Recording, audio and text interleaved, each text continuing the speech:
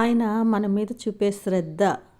అలాగే దేని గురించి మీరు చింతపడనక్కర్లేదు, నేనున్నాను, నీ అవసరతలన్నీ నాకు తెలుసు కాబట్టి వాటిని నేను తీరుస్తాను అనే భరోసా ఇస్తున్నారు అని మనము ఇంతవరకు తెలుసుకున్నాము.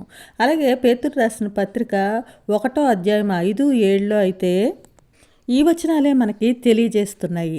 ఏమంటున్నారు? మీ చింత యావత్తు ఆయన మీద వేయుడి, నిబ్బరమైన బుద్ధి గలవారై మెలకువగా ఉండుడి అని. ఇంకా మత్తయి సువార్త 6వ అధ్యాయము 25 నుంచి 34 వరకు చూసుకుంటే, అందువల్ల నేను మీతో చెప్పినదేమనగా, ఏమి తిందుమో ఏమి త్రాగుదుమో అని మీ ప్రాణమును గూర్చి అయినను, ఏమి ధరించుకుందుమో అని మీ దేహమును గూర్చి అయినను చింతింపొద్దు.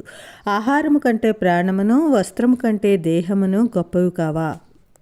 అవును, మనం ఇహలోక సంబంధమైన అన్ని విషయాల గురించి ఎంతో చింతపడతాము. అయ్యో నాకు అది లేదు, ఇది లేదు, రేపు ఎలాగుంటాము అనేది మన యొక్క చింత. కానీ ఆయన ఏమంటున్నారు? మనకి ప్రాణాన్ని ఇచ్చారు ఆయన.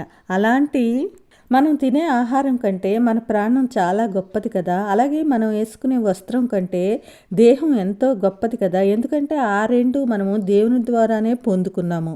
ఆయన దానికి ఉదాహరణగా ఒక విషయం కూడా చెప్తారు. ఆకాశ పక్షులను చూడండి, అవి విత్తవు, కోయవు, కొట్లలో కూర్చుకొనువు, అయినను మీ పరలోకపు తండ్రి వాటిని పోషించుచున్నాడు, మీరు వాటికంటే బహుశ్రేష్ఠులు కారా అని అంటున్నారు.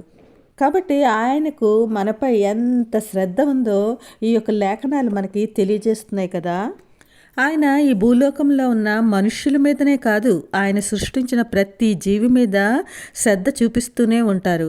లూకాసు వార్త 12:6లో చూసుకుంటే, 5 పిచ్చుకలు 2 కాసులకు అమ్మబడును కదా, అయినను వాటిలో ఒక్కటైనను దేవుని ఎదుట మరువబడదు.